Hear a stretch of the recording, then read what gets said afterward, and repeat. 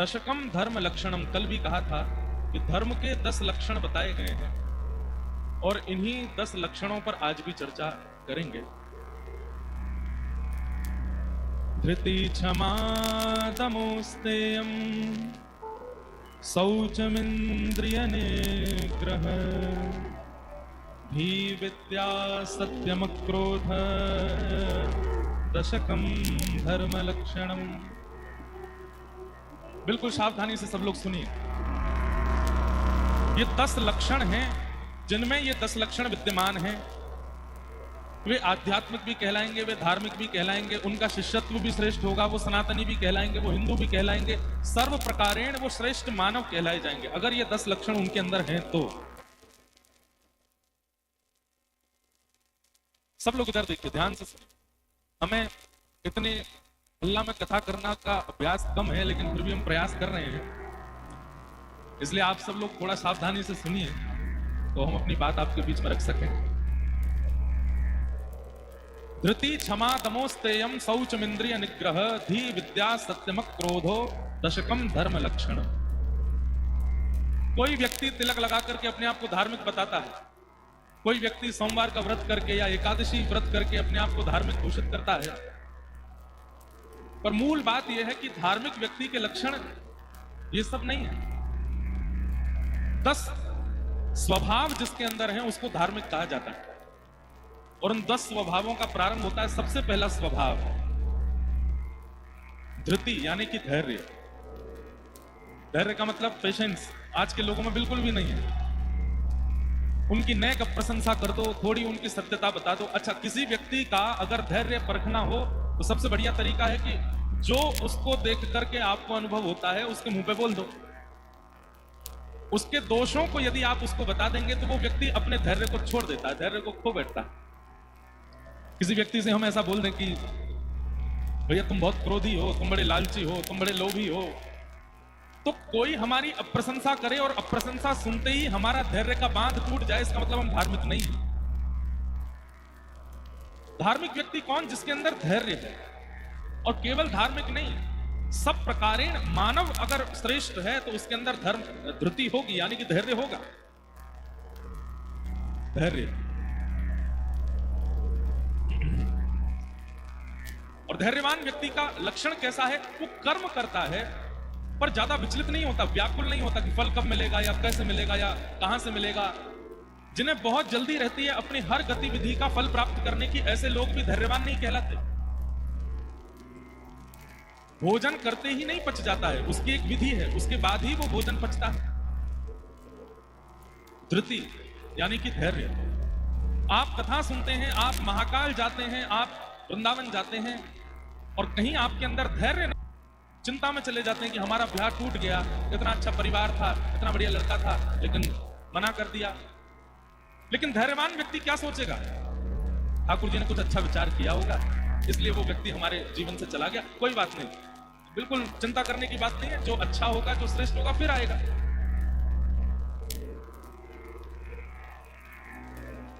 पर अब धैर्य भी कहां कहां प्रयोग होता है, इसमें भी विचार करने वाली बात है। अब बच्चे ने पढ़ाई नहीं की और वो एग्जाम में फेल हो गया और उसके बाद अपने मन को समझा कोई बात नहीं, एक बार फेल हो गए फिर हो जाएंगे पास। अरे तुम मेहनत नहीं करोगे तो धैर्य का कोई काम। धैर्य करने का भी अधिकार उस व्यक्ति को है जिसके चित्त में परिश्रम है, जिसने मेहनत बहुत की है, जिसने परिश्रम बहुत किया है, सब प्रकार से सब गतिविधियों को संभालने का प्रयास किया, लेकिन उसको वो नहीं मिल पाया जो मिलना चाहिए था, उसके बाद भी वो प्रसन्न रहे, वो धैर्यवान व्यक्ति है। एक नाथ जी महाराज कहते हैं, भैया मैं रोज एक बार स्नान करता था गंगा जी में, लेकिन आज इसकी कृपा से 20 बार गंगा जी का स्नान करने का अवसर मिला, 20 बार गंगा जी ने अपनी गोद में मुझे खिलाया। मैं ऐसे व्यक्ति को दोषी नहीं मानता, कृपालु मानता हूं कि उसने कृपा की और मुझे 20 बार गंगा जी की गोद में जाने का अवसर प्रदान किया। ये लक्षण किसका है? धैर्यवान व्यक्ति का लक्षण। धैर्य लाइए। कभी कोई गतिविधि होती है जीवन में, थोड़ा विचार कीजिए, थोड़ी देर ठहरिए, बहुत जल्दी उस पर रिएक्शन मत कीजिए, क्रोध मत कीजिए, थोड़ा विचार करके थोड़ा समय दीजिए और उसमें नकारात्मकता क्या है उसको भूल करके सकारात्मकता को सोचिए, खोजिए। ये धैर्यवान है। अगर आप गुरु दीक्षा लेते हैं और आपके अंदर धैर्य नहीं है तो गुरु कृपा हो नहीं पाएगी। ये 10 लक्षण बहुत ध्यान से सुन के जाइएगा। आपके ऊपर गुरु कृपा, आपके इष्ट मित्रों की कृपा, आपके पूर्वजों की कृपा, आप पर भगवंत कृपा, ये तब सभी हो सकती है जब आपके पास में 10 पात्र होंगे। तो कहने वाली बात है, भंडारे में 10 सब्जियां बनी है, 5 सब्जी बनी है, एक मिष्ठान बना है, एक दाल बनी है, एक रसगुल्ला है, एक गुलाब जामुन है, एक मालपुआ है, लेकिन आपके पास में कटोरियां नहीं है, कहां धारण करोगे उसको? गुरु के पास देने के लिए 10 प्रकार के साधन है। गुरु के पास देने के लिए, आचार्यों के पास देने के लिए, ठाकुर जी के पास देने के लिए बहुत कुछ है, पर हमारे पास पात्र भी तो हो। इन 10 भावों को आप पात्र मानिएगा। ये 10 भाव पात्र है, उसमें पहला पात्र है धैर्य। धैर्य लाइए। और धैर्य आएगा कैसे? घर बैठे बैठे नहीं आएगा। नित्य सत्संग श्रवण करना शुरू कर दीजिए। आजकल खूब अच्छी सुविधा है, हमें भी लोग YouTube पे ही सुनते हैं, इतने सारे लोग YouTube पे, फोन पे, सब जगह सुनते हैं। नित्य सुनना प्रारंभ, नियम बना लीजिए, कोई काम हो ना हो कथा जरूर सुननी है। 10 मिनट सुनने, 15 मिनट सुनने, 20 मिनट सुनने, सोने से पहले सुनने। एक व्यक्ति हमसे बोले, महाराज जी हम रात में से पहले कथा सुनते हैं और कथा नहीं सुने तो नींद नहीं आती।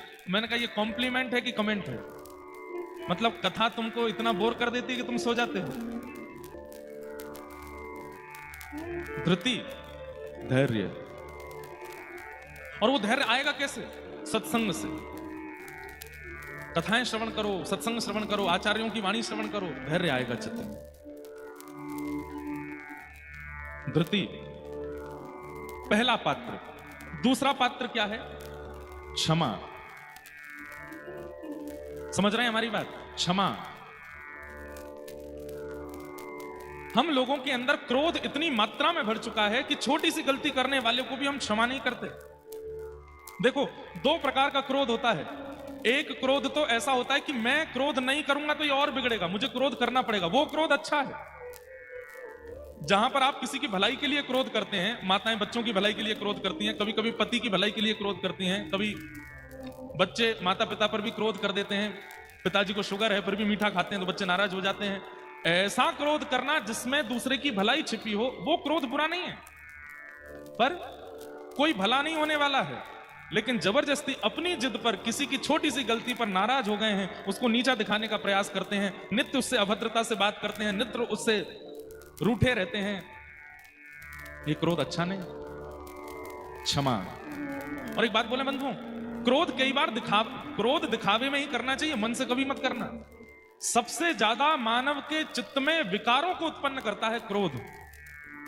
आप देख लो, जब आप भयंकर क्रोध करते हैं, आपके अंदर ऐसे विचार भी आने लग जाते हैं जो आपने कभी सोचे नहीं होंगे।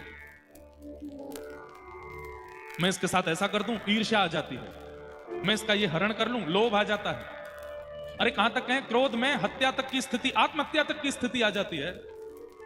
सारे विकार जो मानव के चित्त में आते हैं, उन सब की जड़ है क्रोध। इसलिए क्या करो, हमारे शास्त्र क्या करते हैं, घटिकत द्वयम, 2 घड़ी का गुस्सा ही अच्छा है। 2 घड़ी मतलब 1 घड़ी में 45 मिनट होते हैं, 2 घड़ी का क्रोध ही ठीक है। बहुत भयंकर बात हो तब, नहीं तो क्रोध कैसा होना चाहिए, बोले उफनते दूध जैसा, ऊपर आवे नीचे जावे, ऊपर आवे नीचे जावे, ज्यादा क्रोध नहीं।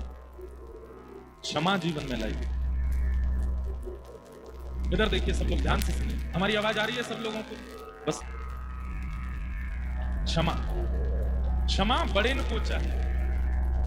हमने एक जगह एक बात कही थी, इस संसार में सबसे बड़ा दंड क्या है? इस संसार में सबसे बड़ा दंड क्या है? किसी को क्षमा कर देना सबसे बड़ा दंड। क्यों?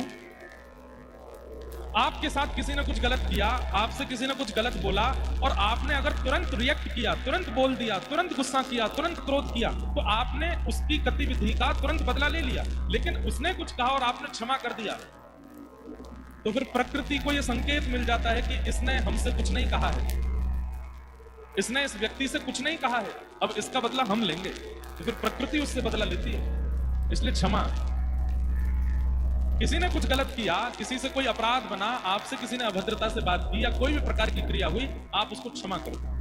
ठीक है भैया, कोई बात नहीं, हमारी गलती है, तुम प्रसन्न रहो, तुमने हमारे लिए ऐसा बोला, हमारे परिवार के लिए ऐसा बोला, हमारे बच्चों के लिए ऐसा बोला, कोई बात नहीं, हम क्षमा मांगते हैं, तुम ऐसे ही रहो, बस क्षमा करके चले गए वहां से। लेकिन एक बात और, आप बोल करके तो क्षमा करके गए, लेकिन मन में सोचते जा रहे हैं अब देख तेरे साथ क्या होगा, तेरे को भगवान देखेगा, भगवान बताएगा। नहीं नहीं, मन में भी कुछ मत लाइए, क्षमा हृदय से और वाणी से, दोनों से क्षमा करके चले जाइए, ठाकुर जी देखेंगे फिर उसको। व्यक्ति जब किसी की गलती पर उस पर प्रतिक्रिया देता है तो फिर ठाकुर जी कहते हैं बदला इसने ले लिया, अब मैं कुछ नहीं करूंगा। लेकिन व्यक्ति अगर खुला छोड़ दिया जाए गलती करने के बाद भी, तो फिर प्रकृति उससे बदला लेती है, और प्रकृति जो बदला लेती है वो हम कभी नहीं ले सकते। मंच से मुझे बोलना नहीं चाहिए, कई लोगों के शायद हृदय को बुरी लगे ये बात, पर प्राकृतिक बदला कैसा होता है पता है? आने वाली पीढ़ी की बुद्धि विकृत हो जाएगी, बुद्धि नाश हो जाएगी, आपके द्वारा कमाया गया धन, आपके द्वारा कमाई गई इज्जत, आपके द्वारा कमाया गया जो कुछ भी है सबका नाश करने लगेंगे, आपकी बिल्कुल नहीं सुनेंगे, बच्चे आपके हाथ से चले जाएंगे, आप उनकी भली की बात कहोगे आपको वो दुश्मन की तरह देखने लगेंगे। ये प्रकृति का बदला है। इसलिए हमारी एक बात वो लोग सुने जो आए दिन लोगों के साथ गलतियां करते रहते हैं। अगर सामने वाला आपको क्षमा कर रहा है तो डरिए, क्योंकि क्षमा बहुत बड़ा दंड है, वो आपके पूरे वंश पर आ सकता है। इसलिए कोई नाराज हो जाए, आप कुछ गलती करो और वो सामने वाला क्षमा कर रहा हो तो उसके पैर पकड़ो, नहीं दो चार बात बोल दे मेरे को, थोड़ा तू सुना दे भाई, मेरे से गलती हो गई, तू मुझको क्षमा मत करो, तुम बोल दो कुछ मेरे को सुना दो, दो चार बातें कुछ कह दो। क्योंकि क्षमा उस व्यक्ति का तो कल्याण करता है जो क्षमा करता है, पर जिसको क्षमा मिलती है उसका भविष्य खतरे में आ जाता है। बहुत सावधानी से सुनिएगा इस बात। हमारे भारत में उड़ीसा बंगाल प्रांत में एक अद्भुत आचार्य हुए, उनका नाम था श्री जयदेव महाप्रभु, जिन्होंने गीत गोविंद की रचना की। हमारे अगर कुछ श्रोता यहां बैठे होंगे जो कथा नियमित सुनते हैं, उनको गीत गोविंद के बारे में पता होगा।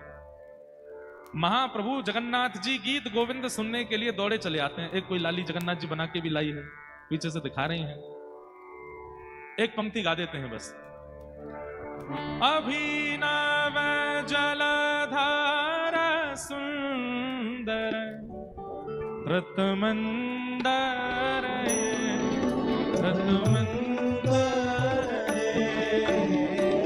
श्रीमुख चंद्र चकोर जय जय देव हरे।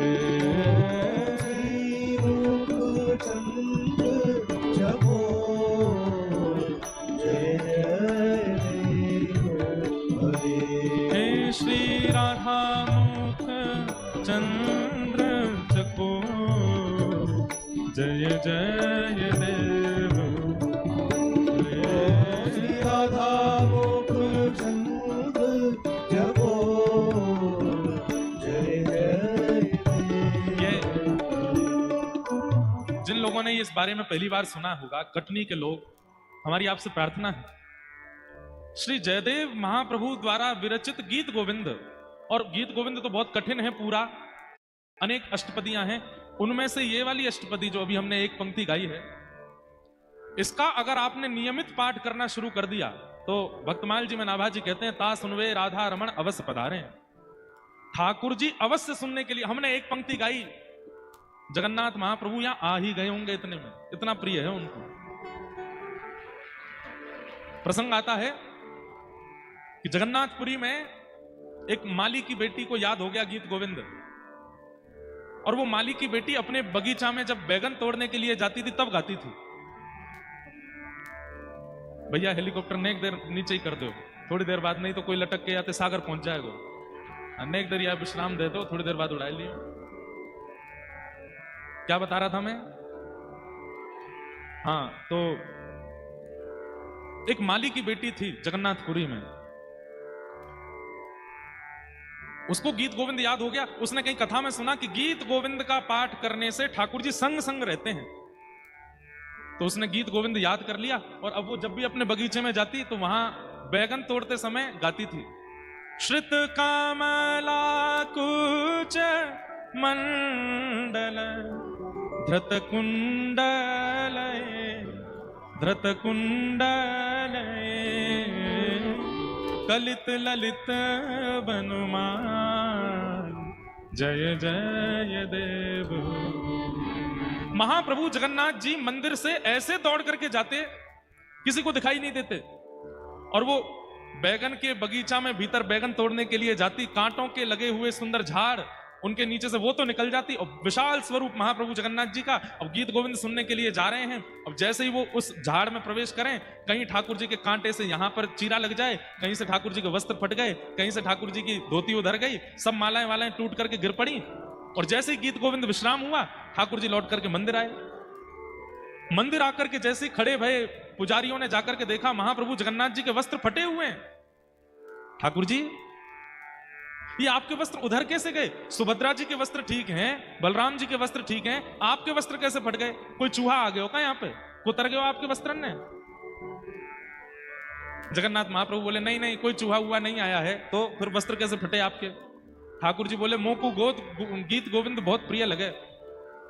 और एक माली की छोरी, वो अपने बगीचा में बैठ करके बैगन तोड़ते भये, पुष्प तोड़ते भये गीत गोविंद गावे। वाके स्वर्प में ऐसो रीझ करके दौड़ के जाऊं, अब छोटे छोटे कुंजन में वो तो प्रवेश कर जाए, मेरा विशाल शरीर है, कांटे लग जाएं, वस्त्र फट जाएं, या हमारे मेरे वस्त्र उधर गए। पुजारी जी को इतना प्रिय लगा ठाकुर जी का, आपको गीत गोविंद इतना प्रिय है? बोले हाँ। माली की लाली को बुलाया और उसको कह दिया, अब से तुम बगीचा में बैठ करके नहीं गाना, तो तुमको हम अधिकार देते हैं, तुम गर्भगृह के मुख्य देहरी पर बैठ करके यहां बैठ के जगन्नाथ जी को गीत गोविंद सुनाओ, नहीं तो ये तो दौड़ के वहीं चले आएंगे। तब से हमने भी अपने श्रोताओं को यह नियम दिया है कि गीत गोविंद का पाठ जब भी करना है बैठ करके करना है। चलते फिरते, उठते बैठते, खाते पीते, हंसते सोते जागते अगर आप करोगे तो ठाकुर जी आ जाते हैं सुनने के लिए, और कहीं ठाकुर जी को दिक्कत ना हो। और जब भी गीत गोविंद करना है, एक स्वच्छ आसन लगा करके करना है कि ठाकुर जी आप आके इस पर विराजो, हम आपको गीत गोविंद सुनाते हैं। इतना प्रिय है महाप्रभु जगन्नाथ जी को। उस काल में कोई मौलवी थे, उनका एक हिंदू पंडित भक्त था, मित्र था। तो मौलवी जी और वो पंडित जी दोनों मित्र थे आपस में। तो एक दिन मौलवी जी बोले, तुम्हारे भगवान को मैं देखना चाहूं तो कैसे देख सकता हूं? तुम्हारे पूरे शास्त्र पुराणों में ऐसी कोई बात है जिसका मैं पाठ करूं और तुम्हारे भगवान प्रकट हो जाएं? तो पंडित जी ने उनको गीत गोविंद दे दिया। बोले जयदेव महाप्रभु के द्वारा लिखा गया गीत गोविंद महाकाव्य, इसको ठाकुर जी ने वरदान दिया है कि जो गाएगा मैं उसके पास आ ही जाऊंगा। ये विचार नहीं करूंगा कि उसने कितने पाप किए हैं, उसने कितनी गलतियां करी हैं, बस वो शुद्ध मन से शुद्ध भाव से गाएगा, मैं पहुंच जाऊंगा। तो आपसे हमारा निवेदन है, 1 महीना के लिए आप जो भक्ष वक्ष खाते हो सब चीज छोड़ छाड़ दो और गीत गोविंद का नित्य पाठ करो, आसन लगा करके करना, हमारे ठाकुर जी आएंगे। तो मौलवी जी ने संस्कृत याद की और नित्य गीत गोविंद का पाठ करते, आसन लगा करके, छुप करके, कोई देखे ना। 1 दिन, 2 दिन, 10 दिन, 15 दिन, 20 दिन निकल गए। अब तो गीत गोविंद उनको याद हो गया।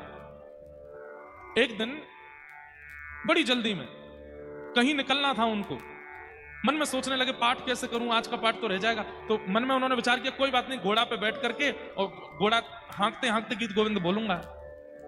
जैसे ही घोड़ा पे बैठे घोड़ा हाँकने लगे और बस गीत गोविंद का पाठ शुरू किया। इतने में क्या देखते हैं कि उनके घोड़े के आगे छोटा सा बालक, घुंघराले केश, नील वर्ण की कांति, और उल्टा दौड़ रहा है, पीछे की तरफ दौड़ रहा है भुजा उठा करके। मौलवी जी ने तुरंत घोड़ा रोका, उतर करके नीचे आए। अरे बालक, इतनी गति से तुम उल्टे कैसे दौड़ रहे हो और तुम दौड़ क्यों रहे हो, क्या बात है? तो ठाकुर जी कमर पे हाथ धर के बोले, रोज तो मेरे काजे आसन लगावे, आज आसन नहीं लगाए हो, घोड़ा पे बैठ के गा रहे हो, अब मेरे तो सुनवे को मन हो तो मैं कहा करूं, दौड़ दौड़ के सुनना हूं। ये सुनते ही जयदेव महाप्रभु, उस मौलवी के तो नेत्रों में आंसू आ गए, ठाकुर जी के चरणों में गिर गया। बोले भगवान, आज दर्शन हो गए आपके, मैंने कहा था कि मुझे आपके भगवान देखने, आप ही हो? बोले हाँ हम ही हैं। तब से उन मौलवी जी ने नियम कर लिया, नित्य गाते थे गीत गोविंद। तो ऐसा गीत गोविंद महाकाव्य लिखने वाले श्री जयदेव महाप्रभु, बंगाल का उनका जन्म।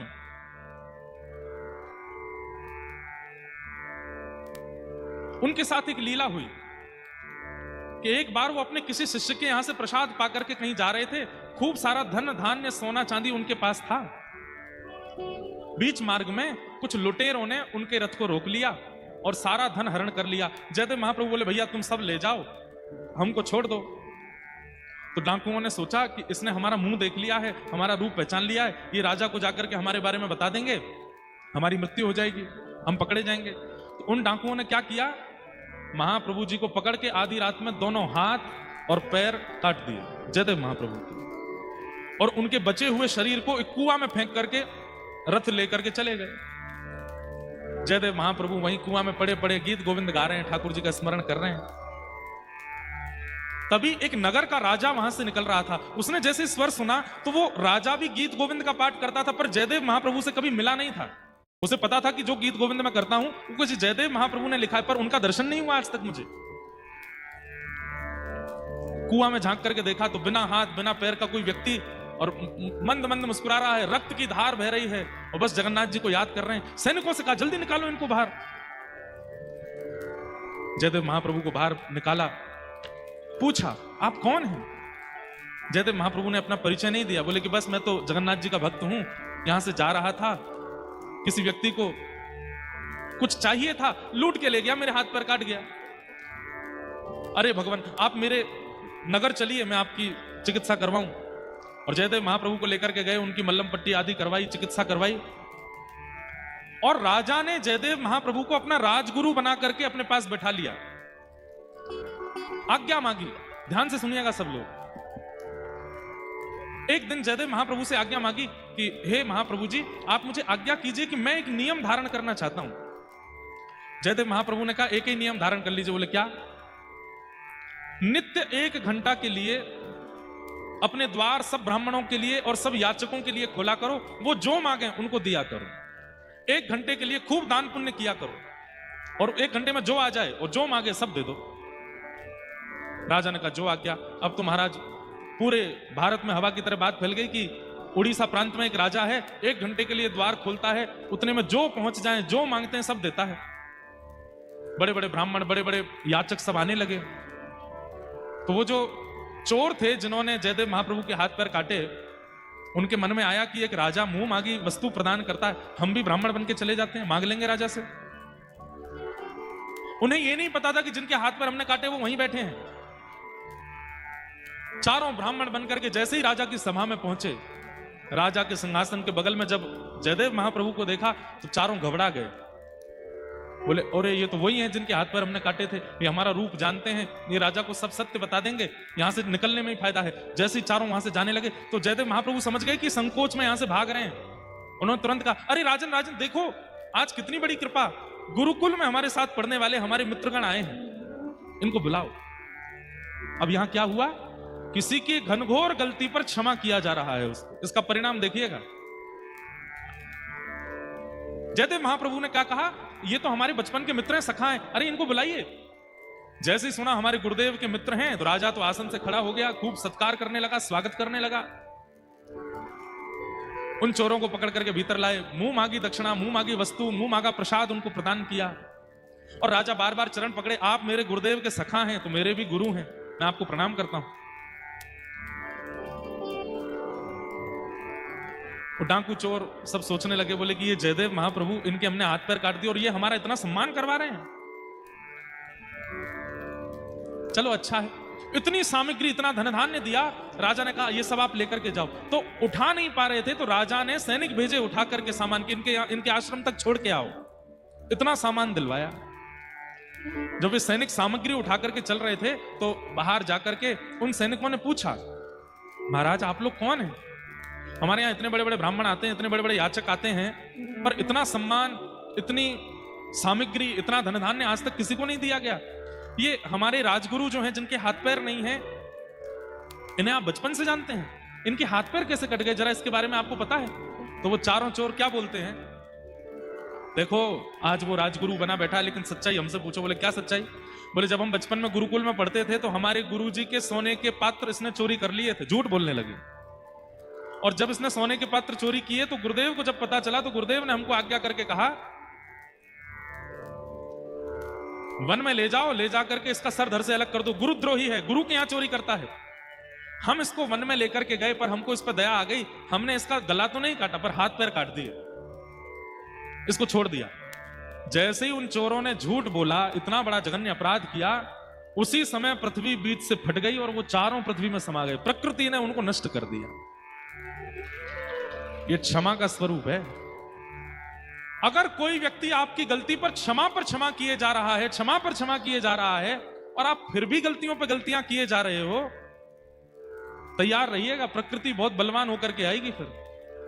और प्रकृति जब बलवान होती है ना,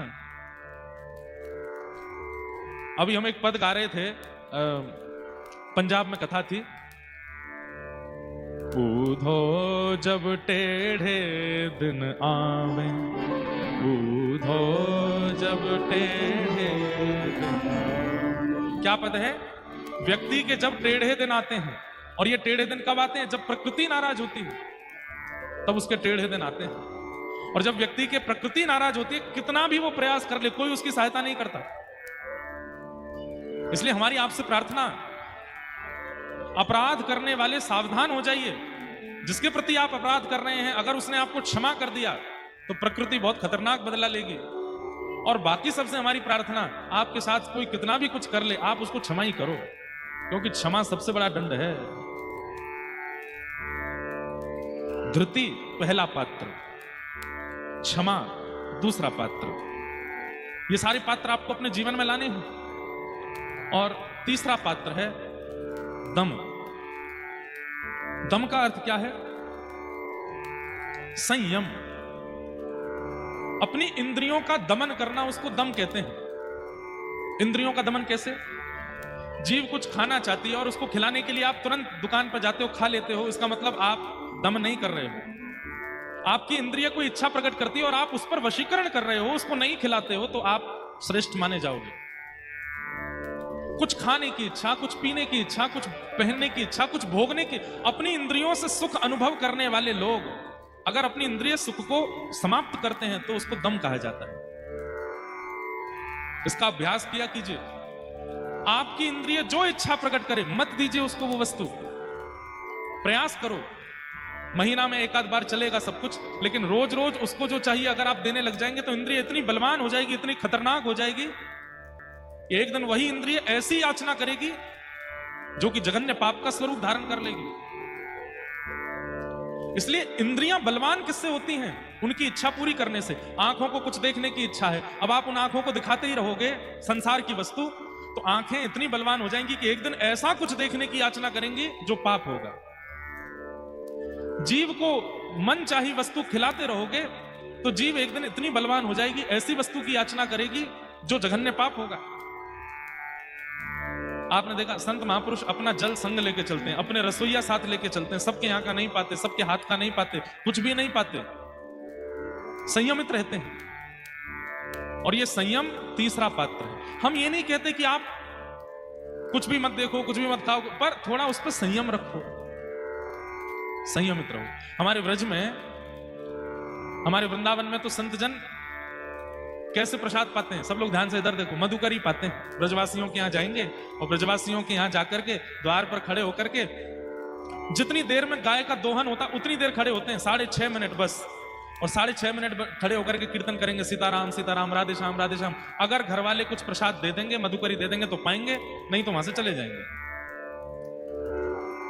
एक उनके पास में बर्तन होता है, उसी में दाल, उसी में सब्जी, उसी में साग, उसी में भाजी, उसी में रायता, सब एक हर घर से भरवा लाते हैं और ब्रजवासियों की मधुकरी पाते हैं। हमारे ब्रज में एक पद गाते हैं, किशोरी मोहे सेवा में लीजो, लाडली सेवा में लीजो,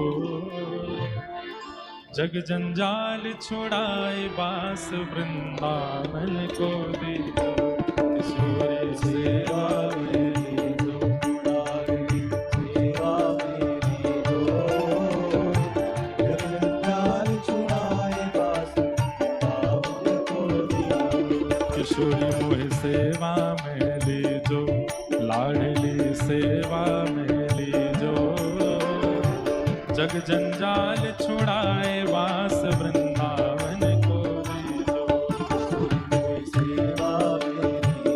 करताल बजा के गाओ, सेवा मेरी जो, जग जंजाल छुड़ाए वास वृंदावन को दीजो। और भोर होत महलन में थारी सेवा में नित जाऊं, भोर होत महलन में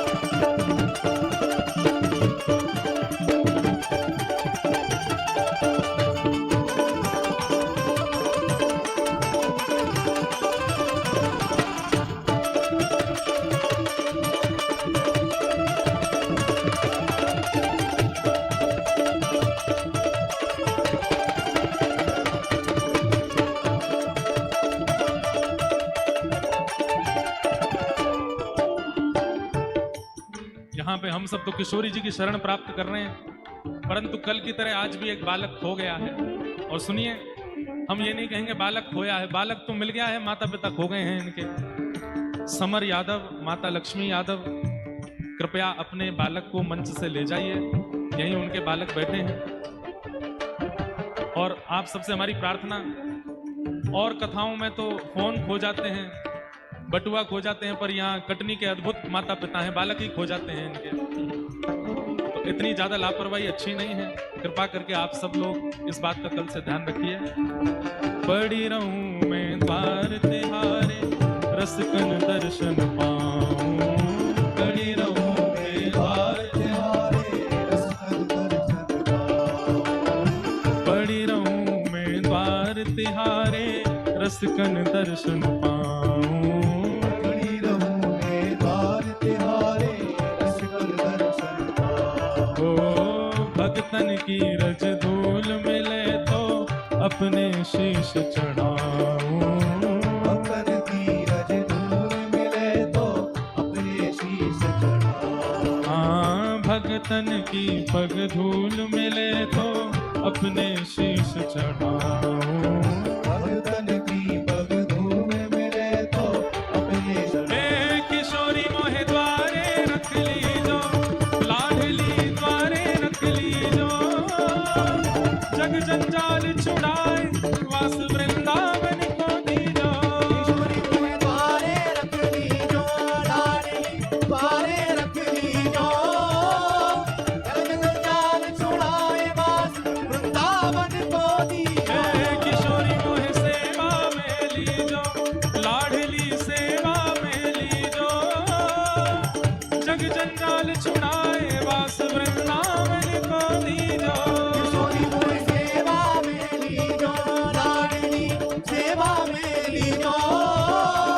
जग जंजाल छुड़ाए, वास और वृंदावन को दीजो। सबसे विशेष बात, भूख लगे तो ब्रजवासन के टूक मांग के खाऊं। भूख लगे तो ब्रजवासिन के टूक मांग के खाऊं। ओ भूख लगे तो ब्रजवासन के टूक मांग के खाऊं। भूख लगे तो ब्रजवासिन के टूक मांग के खाऊं। कबहु प्रसादी श्री महलन की कृपा होए तो पाऊं। कबहु प्रसादी श्री महलन की कृपा होए तो पाऊं। ओ कबहु प्रसादी श्री महलन की कृपा होए तो पाऊं। कबहु प्रसादी श्री महलन की कृपा होए तो पाऊं। हे किशोरी मेरी विनय मान लीजो, लाडली विनय मान लीजो। जग जंजाल छुड़ाए, वास वृंदावन को दीजो। किशोरी विनय मान लीजो, लाडली विनय मान लीजो। जग जंजाल छुड़ाए, वास वृंदावन को दीजो। हे किशोरी मेरी विनय मान लीजो, लाडली विनय मान लीजो। जग जंजाल छुड़ाए, वास वृंदावन को दीजो। किशोरी मेरी विनय मान लीजो, लाडली विनय मान लीजो। जग जंजाल छुड़ाए, वास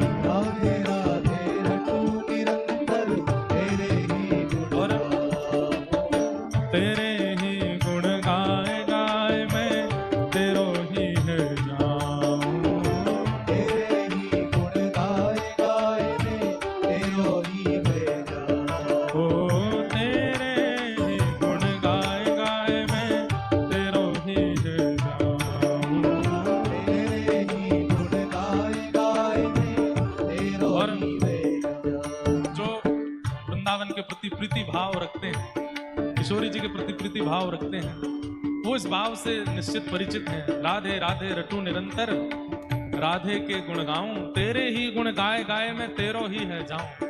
और फिर अंत में क्या कह रहे हैं, हे किशोरी मोहे अपनो कर लीजो, लाडली अपनो कर लीजो, जग जंजाल छुड़ाए वास वृंदावन को दीजो। अपनो कर लीजो, जग जंजाल छुड़ाए वास वृंदावन को दीजो। हे किशोरी मोहे अपनो कर लीजो, लाडली अपनो कर लीजो, जग जंजाल छुड़ाए वास वृंदावन को दीजो। किशोरी मोहे अपनो कर लीजो, लाडली अपनो कर लीजो, जग जंजाल छुड़ाए वास वृंदावन को दीजो।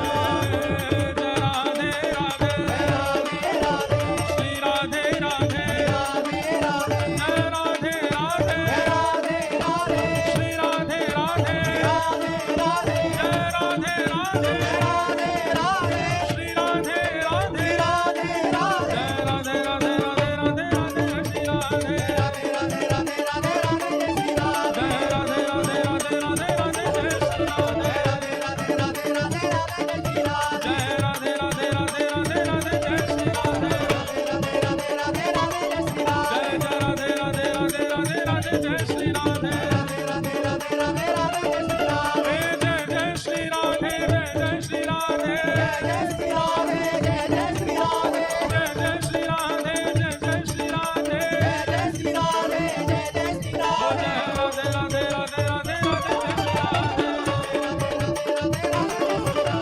राधे, राधे राधे राधे राधे जय श्री राधे, जय राधे राधे राधे राधे राधे जय श्री राधे, जय जय श्री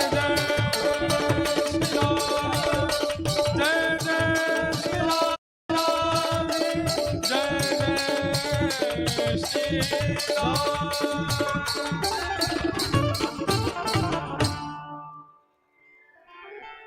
भूख लगे तो ब्रजवासन के टूक मांग के खाऊं, भूख लगे तो ब्रजवास लगे भूख मांग के खाओ। हम यम की बात कर रहे हैं। ब्रजवासी और वृंदावन में रह के भजन करने वाले महापुरुष आज भी रसोई नहीं बनवाते, ब्रजवासियों के यहाँ मांग करके पाते हैं। और एक बात आपको बताएं, कितने भी अनुष्ठान कर लो, कितने भी साधन कर लो, कितने भी नाम कर लो, कितनी भी परिक्रमा लगा लो, ब्रजवासियों के यहां से मधुकरी पाने के बाद जब आप यमुना तट पर बैठ करके ध्यान लगाने बैठोगे तो आपके चित्त में निश्चित श्यामा श्याम प्रकट हो जाएंगे। ये ब्रजवासियों की मधुकरी की ऐसी उज्जवलता है, श्रेष्ठता है। अगर व्यक्ति को केवल स्वार्थ के लिए भक्ति करनी है तो वो दम ना करे। दम का मतलब समझे ना, इंद्रियों पर निग्रह। स्वार्थ के लिए अगर ठाकुर जी का भजन करता है तो दम ना करे। अपनी इंद्रियों को जो खाना चाहती हैं खिलावे, जो पहनना चाहती हैं पिलावे, जो पहनना चाहती हैं पहनावे। लेकिन अगर भगवत दर्शन की कामना चित्त में है तो अपने जीवन में यम दम जरूर लेकर के आओ। इंद्रियों को उनकी ज्यादा इच्छाएं पूरी मत कराओ। सब लोग बिल्कुल सावधानी से बैठो, इधर देखिए।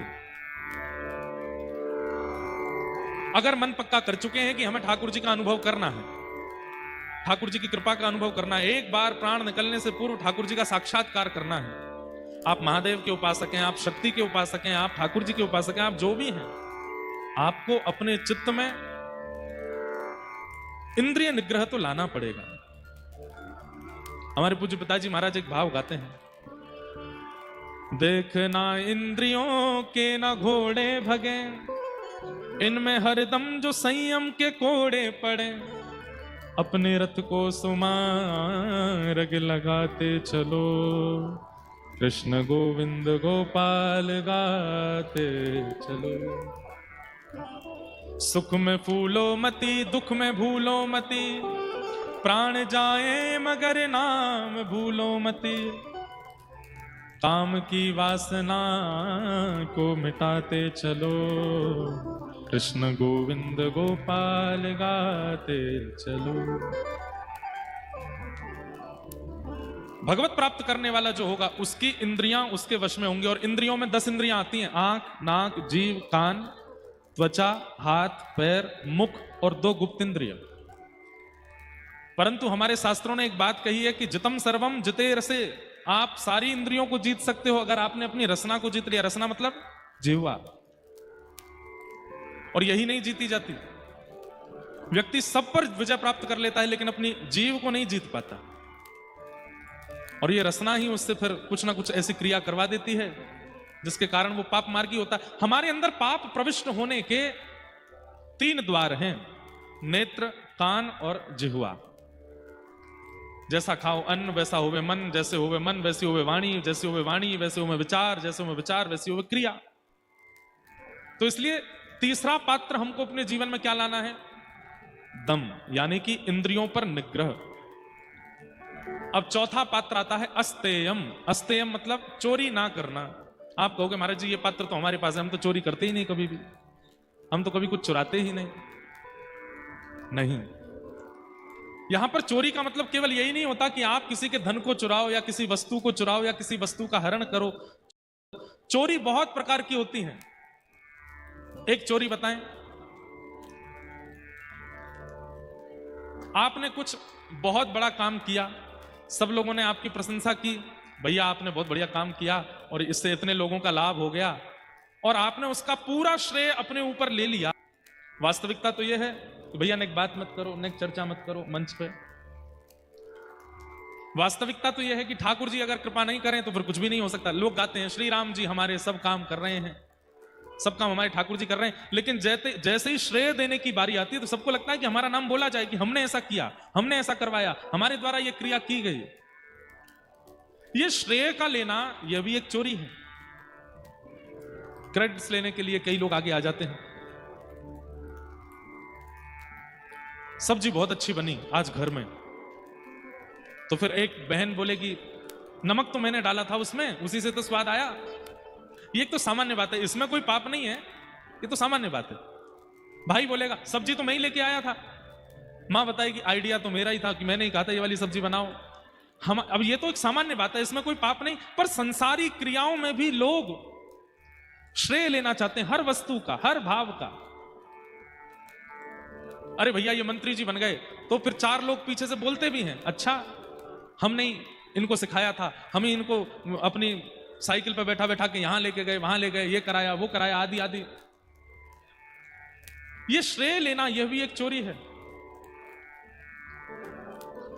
ठाकुर जी की कृपा से सब हो रहा है, और आपके प्रारब्ध कर्मों के कारण आपको जो भी प्राप्त हो रहा है, जो भी छूट रहा है, सब होता है। अब हम लोग ऐसे हैं, हमें अगर कुछ श्रेष्ठ प्राप्त हो जाए तो वो मैंने परिश्रम करके प्राप्त किया, और अगर कुछ मुझसे छूट जाए, मुझसे कुछ बिछुड़ जाए, मुझसे कुछ दूर हो जाए, तो ठाकुर जी से कहते हैं हे नाथ आपने इस वस्तु को मुझसे दूर कैसे कर दिया। ठाकुर जी बोले जब मिली थी तब तो मुझे श्रेय दिया नहीं, और जब छूट रही है तो फिर मुझसे क्यों मांग रहे हो? तुमने प्रकट की थी, अपने आप से पूछो कैसे जा रही है वस्तु।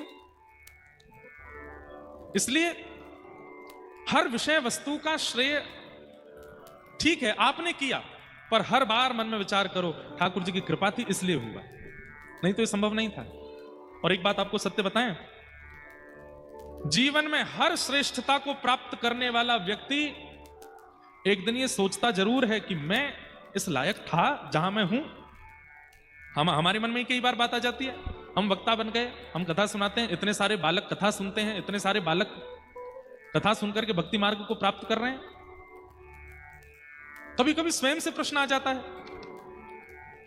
हम इस लायक थे कि हम व्यासपीठ पर बैठे, हम इस लायक थे कि ये हमको पूजें, हम इस लायक थे कि ये हमको माला पहनाएं, ये हमें योग्यता प्रदान करें। इसका मतलब क्या है? हर व्यक्ति जानता है कि मैं इस लायक नहीं था, लेकिन फिर भी हंसता हंसता सारा श्रेय लेता रहता है। हाँ माला पहना दीजिए, सॉल पहना दीजिए, हमारा सम्मान कर दीजिए, हमें श्रेष्ठ बताइए, हमारे बारे में 10 बात अच्छी बोलिए। ये चोरी है। कल भी पीतांबरी वाली तितली जी आई थी, आज भी आई। हमें तो लगता है कि आचार्य ही, दद्दा जी ही आते हैं, सब देखने आते हैं, और व्यासपीठ की परिक्रमा लगा करके ही जाएंगे।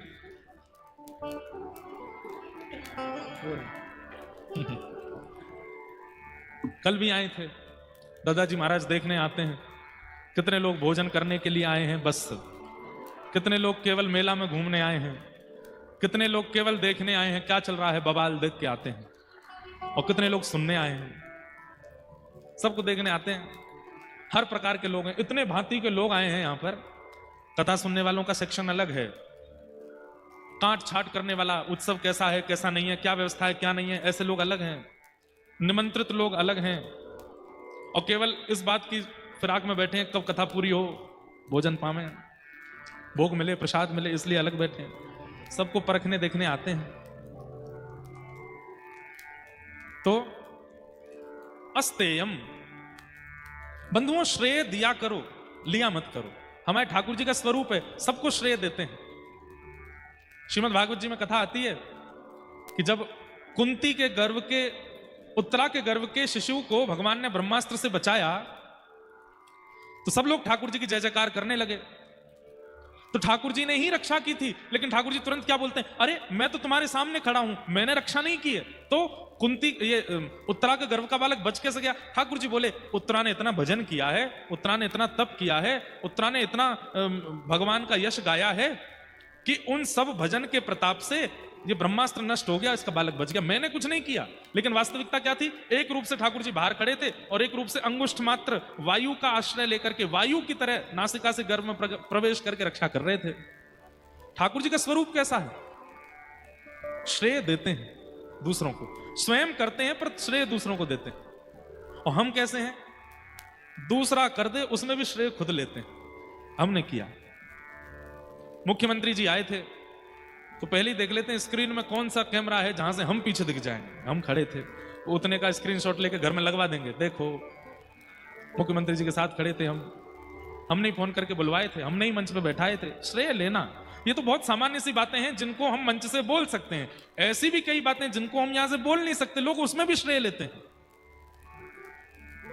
कहीं किसी का ब्याह अच्छा हो जाए, लड़का लड़की अच्छे मिल गए, दोनों का ब्याह हो गया, अच्छा जीवन चलने लगा, लोग प्रशंसा, अरे भाई उनका विवाह बहुत अच्छा हो गया, दाम्पत्य जीवन बहुत बढ़िया। हमने ही तो बताया था, हमने ही तो करवाया था, हम ही ढूंढ के लाए थे लड़की को, हमने ही कहा था इससे ब्याह कर दो। और अगर दोनों में नहीं बनी तब ढूंढो, कहां है भैया बिचौलिया, कौन ढूंढ के लाया था? हमने तो भैया पहले ही कही थी सोच समझ के ब्याह करना, हमारी मानी नहीं किसी ने। हम भले ही बताए थे लड़की, लेकिन हमने पहले ही कहा था कि अपना बुद्धि विवेक लगाना। अच्छे कार्यों में श्रेय लेना ये एक प्रकार की चोरी है। अस्तेयम, संसार में चोरी तो हम करते ही हैं, ठाकुर जी की भी चोरी करते हैं। परिश्रम किया, मेहनत किया और उसके बाद भी फेल हो गए तो ठाकुर जी को दोष देते हैं, ठाकुर जी हमारा भला नहीं चाहते, ठाकुर जी हमको पास नहीं किए। और परिश्रम न करने के बाद भी, सामान्य सी पढ़ाई करने के बाद भी पास हो गए तो फिर गाने लगेंगे, दिन रात एक कर दिया था, किसी कार्यक्रम में जाते नहीं थे घर के, मैं रोज पढ़ता था, रोज करता था। श्रेय लेना ये अच्छा नहीं। इसलिए हर दिन आप श्वास भी ले रहे हो, इस बात का धन्यवाद ठाकुर जी को किया कीजिए कि आज मैं श्वास ले पा रहा हूं, आपकी कृपा है ना। शास्त्र तो ऐसा भी कहते हैं कि रात्रि में जब आप सोते हैं और जब आप सुबह उठते हैं तो आंख खोल करके जब आपको पता चलता है कि नहीं हम जीवित हैं, तो ठाकुर जी को प्रणाम किया करो, धन्यवाद आपने आज भी हमें जीवित रखा, क्योंकि रात्रि में सोए थे, हम तो कहीं और चले गए तो चाहते तो हमारे प्राण निकल सकते थे, पर आज भी हम जीवित हैं, आपकी बड़ी कृपा है। हर घड़ी, हर क्षण, हर स्थिति में ठाकुर जी को धन्यवाद कहते रहो, नाथ आपकी बड़ी कृपा है। मैं योग्य नहीं हूं, देने वाले ने दिया वह भी दिया किस शान से, मेरा है यह लेने वाला कह उठा अभिमान से, मैं मेरा यह कहने वाला मन किसी का है दिया, मैं नहीं मेरा नहीं यह तन किसी का है दिया। हमारा जन्मदिन था, किसी ने हमको चश्मा दिया, किसी ने जूते दिए, किसी ने घड़ी दी, किसी ने बहु व्यंजन पदार्थ दिए, किसी ने सोने का कड़ूला, किसी ने चांदी के कड़ूला, सब दिए। किसी ने कान की बाली दी, किसी ने गले में चैन पहनाई, सब कुछ दिया। देने के बाद इतने सारे लोग सब पूछने लगे, अच्छा महाराज जी एक बात बताओ, क्या आपको सबसे अच्छा उपहार किसने दिया? इतने लोग उपहार लेकर के आए, पर सबसे अच्छा उपहार कौन सा था? तो मन में बात आई, 28 वर्ष पहले ठाकुर जी ने सबसे अच्छा उपहार शरीर दिया, सबसे बढ़िया उपहार दिया। क्यों? आपने चश्मा तो दिया, लेकिन ठाकुर जी ने आंख ही नहीं दी होती तो क्या करते? आपने सोने का कंगन तो दिया, लेकिन हाथ ही नहीं दिए होते ठाकुर जी ने तो? आपने जूते तो दिए, पैर ही नहीं मिलते तो? आपके द्वारा प्रदान की गई वस्तु और संसार के द्वारा प्रदान की गई वस्तु का हम धन्यवाद कहते रहते हैं। मेरे मित्रों ने मुझको ये दिया, मेरे सखा ने, मेरे परिवारियों ने मुझको ये दिया। कभी ये क्यों नहीं विचार किया कि उन्होंने जो दिया वो अभी तब सार्थक हुआ जब ठाकुर जी के द्वारा प्रदत्त शरीर मिला। अगर यही नहीं मिला होता तो? सुबह से शाम तक छोटी से छोटी वस्तु का भी श्रेय ठाकुर जी को दिया करो। हे नाथ, मेरी योग्यता नहीं है, ये आपने मुझे दिया। अस्तेयम, चोरी ना करना, एक प्रकार की चोरी यह है। दूसरी चोरी क्या है? आप अगर किसी से कुछ अच्छा सीखते हो, उस व्यक्ति को सब जगह मेंशन किया करो। मेंशन करने का मतलब केवल सोशल मीडिया पे नहीं, मेंशन करने का मतलब है कि कहीं गए, वहां जाकर के किसी को आपकी किसी दिनचर्या से कोई व्यक्ति प्रभावित हो गया, भैया आपकी दिनचर्या हमको बहुत अच्छी लगी, तो जिससे सीखा है उसका नाम बोला कीजिए, हमने उनसे सीखा। आपके घर की ये बात हमको बहुत अच्छी लगी, हमको उनकी आज्ञा हुई तब से हमने किया। पर आजकल लोग पता क्या करते हैं? दिनचर्या, किसी ने दिनचर्या की प्रशंसा कर दी, किसी ने शरीर की प्रशंसा कर दी, किसी ने गायकी की प्रशंसा कर दी, किसी ने भोजन की प्रशंसा कर दी। तो जिससे सीखा उसको भुला देते हैं हम लोग, अपने आप को प्रधानता देते हैं, हमने ऐसा किया, हमने ऐसा किया, हमने ऐसा किया। नहीं, आज मैं नहीं बोल रहा हूं, मेरी सामर्थ्य नहीं है। हमारे पीछे विराजमान श्रीनाथ जी विराज रहे हैं। वक्ता को वंशी बना करके ठाकुर जी ही अपने अधर पर धारण करके बजाते हैं, और ठाकुर जी जैसे प्राण पिरोते हैं वैसा स्वर वक्ता के मुख से निकलने लगता। वक्ता की क्या योग्यता है? एक क्षण नहीं लगेगा, एक क्षण वायु का ऐसा झोंका आएगा, पूरा गला चौक हो जाएगा, एक शब्द नहीं बोल पाऊंगा मैं, पर बोल रहा हूं, सुना रहा हूं। इसमें ठाकुर जी की कृपा है। जिससे सीखा है, जिससे प्राप्त किया है, उसको सदा मेंशन किया करो, नहीं तो वो चोरी मानी जाएगी। धृति, क्षमा, दम, अस्तेयम। और अब 5वां पात्र है। 10 पात्रों के बारे में हमें सुनना है। 5वां पात्र क्या है? हमने पात्र क्यों बोल रहे हैं? हमारे पास पात्र है तभी तो ठाकुर जी कृपा की उसमें बिंदु डालेंगे। तो 4 पात्र हमने सुन लिया। 5वां पात्र क्या है? शौच। शौच का मतलब पवित्रता। पवित्रता, शरीर की पवित्रता बताने की जरूरत नहीं है, सब लोग नहाते धोते हैं, सब कुछ करते हैं, पर हृदय की पवित्रता और विचारों की पवित्रता होना बहुत आवश्यक है। शरीर कितना भी नवा धुआ हो, हृदय और विचार यदि पवित्र नहीं है, ठाकुर जी कृपा नहीं करते। 3 बार नहाइए दिन में, सुबह उठते ही नहा लीजिए, दोपहर में फिर नहा लो, रात में सोने से पहले फिर नहाओ, और मन में विचार करो मैं परम पवित्र हूं, मेरे से ज्यादा शुद्ध कोई नहीं है। स्वच्छता और पवित्रता दोनों में अंतर होता है। हम स्वच्छ रहते हैं, पवित्र नहीं। हम स्वच्छता पर ध्यान देते हैं, पवित्रता पर नहीं। ऐसा मत सोचिएगा कि हम हमारे भारत की जो एक विचारधारा है उस पर कहीं उसका कटाक्ष कर रहे हैं। स्वच्छता पर ध्यान देना है, अपने नगर स्वच्छ बनाने हैं, घर स्वच्छ बनाने हैं, प्रांत स्वच्छ बनाना है, परंतु देह को स्वच्छ नहीं, पवित्रता की आवश्यकता है। नमस्कार दोस्तों, योर ब्लेसिंग करके हम लोगों ने एक नया आप लोगों और देह की पवित्रता विचारों से होती है। देह की पवित्रता विचारों से होती है। और विचारों में पवित्रता कहां से आती है? जितने सीधे, जितने सरल, जितने सहज, उतना विचार पवित्र होंगे। व्यक्ति जितनी चतुराई अपने अंदर ले आएगा, उतनी विचारों की शून्यता होती चली जाती है। हमारी बात सुनिए, सब लोग इधर देखिए ध्यान से।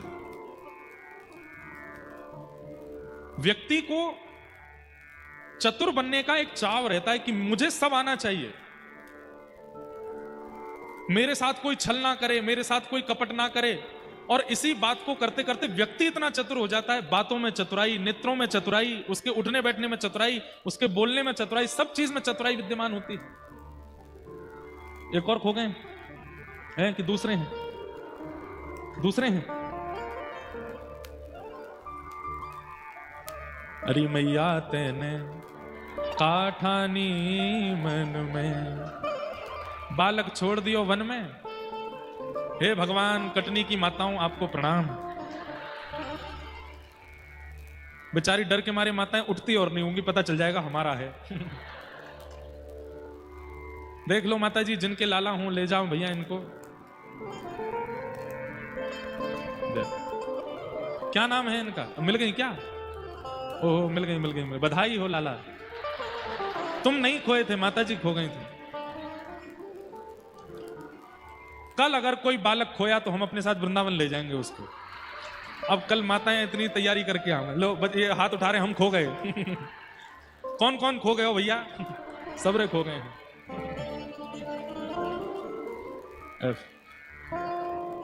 चलो रे मन श्री वृंदावन धाम, चलो रे मन श्री वृंदावन धाम, रटेंगे राधे राधे नाम, मिलेंगे कुंज बिहारी, ओढ़ के कामर कारी, मिलेंगे कुंज बिहारी, ओढ़ के कामर कारी।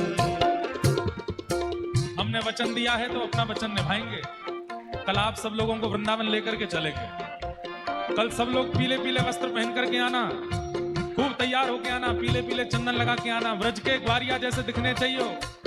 और फिर कल वृंदावन में आनंद करेंगे। कल भगवान करे कि आप लोग इतनी शांति बना के रखो कल, तो कल हमारी जिम्मेवारी की कटनी को वृंदावन हम बनाएंगे। कल बस प्रेम और भाव से सब लोग पधारिए, गोपी भाव चित्त में लेकर के आइएगा। चलो रे मन श्री वृंदावन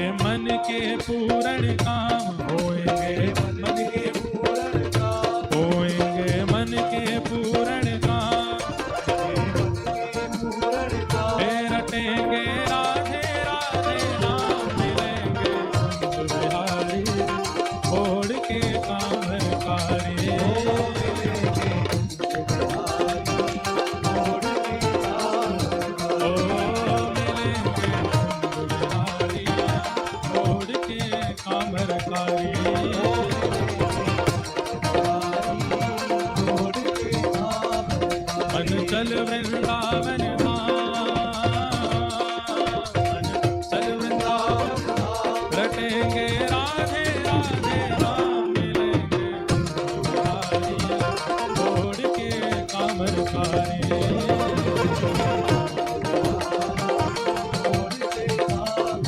ओ मिलेंगे कुंज बिहारी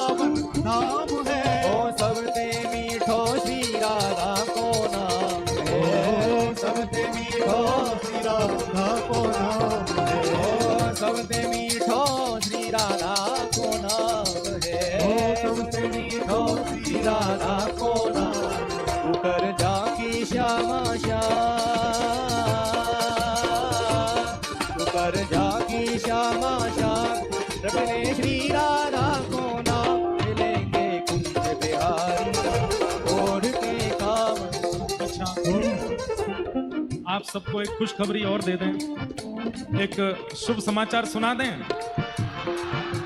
भुजा उठा करके बोलो सुना दो, नेक और जोड़ते बोलो सुना दो। अब तो कल तो हम कथा करके विश्राम यहाँ प्रस्थान कर जाएंगे आगे। दद्दा जी का ये मधुर उत्सव कल अभी विश्राम होगा, पर अभी अभी जो महाराज जी जिनका आप दर्शन कर रहे हैं, अनंत श्री विभूषित हमारे जगन्नाथपुरी के परम पूजनीय श्री, आपको नाम लेकर के, वैसे मेरा नाम और महाराज जी को एक जैसा ही है, बस सम नाम ही है। ऐसे पूज्य महाराज जी हमारे मध्य पधारे। आपके सानिध्य में आगामी 31 जनवरी से फिर से कटनी में कथा होने वाली है। आगामी भाई इतनी जल्दी हम किसी शहर में पहली बार आ रहे हैं। अभी नवंबर का मध्य चल रहा है, दिसंबर निकलेगा, जनवरी निकलेगा और 31 जनवरी से पूज्य महाराज जी के सानिध्य में कटनी में फिर से भागवत की कथा होने वाली है। और 31 जनवरी को हम लोग फिर से गाएंगे, मिलेंगे छोड़ के कामरकारी, छोड़ के मिलेंगे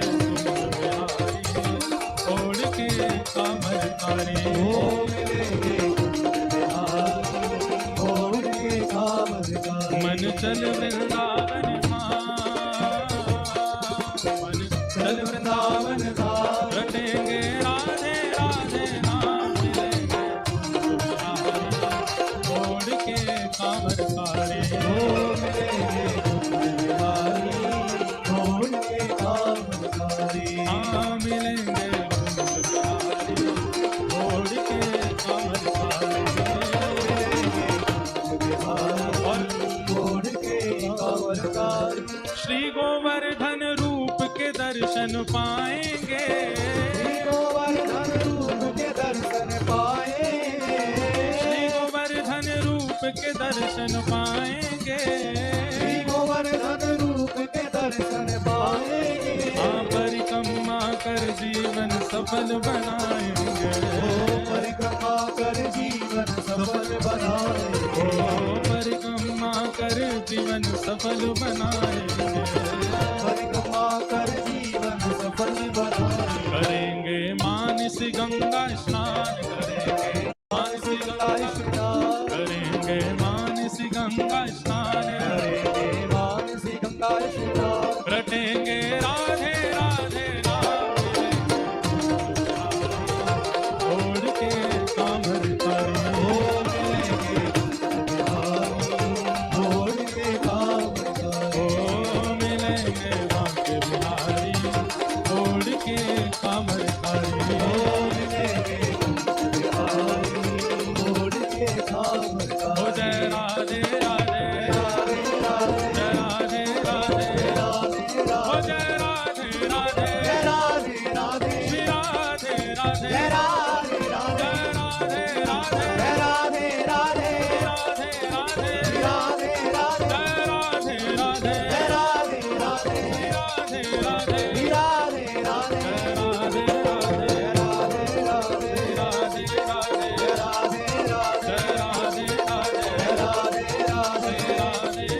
जय राधे ओ विश्वभानु दुलारी, श्री कृष्ण प्यारी, बरसाने वारी, ओ अति भोली भारी, ओ जय राधे राधे, राधे राधे, जय राधे राधे,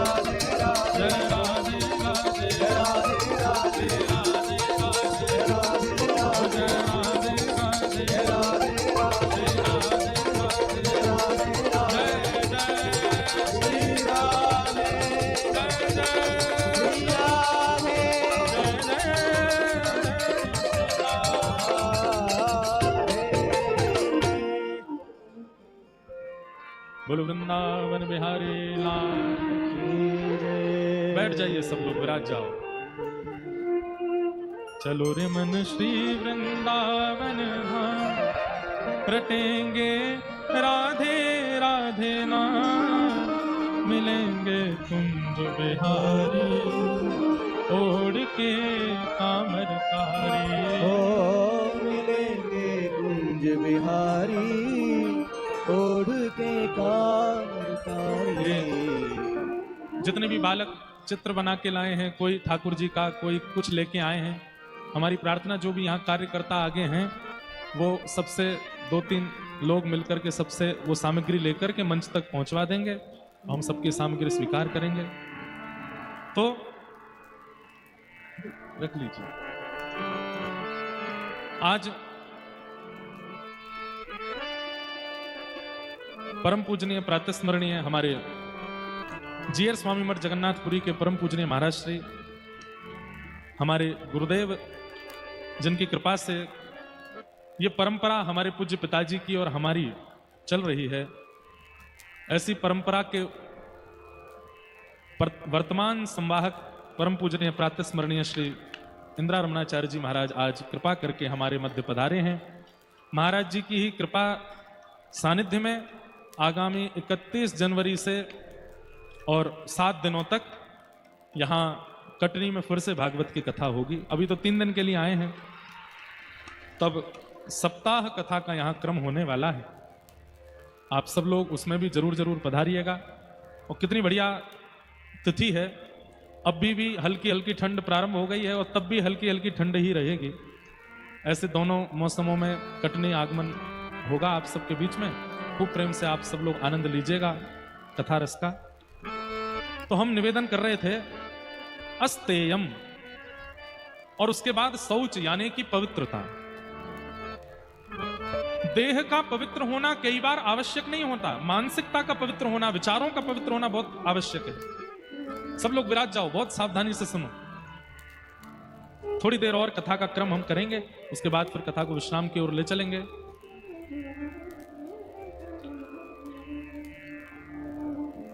कर्माबाई महाप्रभु जगन्नाथ जी के लिए जो खिचड़ी बनाती हैं, सब लोगों से हमारी प्रार्थना, विराज जाओ, थोड़ी देर श्रवण करो। कर्माबाई के लिए एक बात बड़ी प्रसिद्ध है, सब लोग ऐसा विचार करते हैं, सबको पता है कि कर्माबाई जब ठाकुर जी की प्रसादी बनाती तो ज्यादा आचार विचार का ध्यान नहीं रखती थी। स्नान करना, पूजन करना, तिलक स्वरूप लगाना, उसके बाद प्रसाद बनाना, ऐसा नियम नहीं था कर्माबाई का।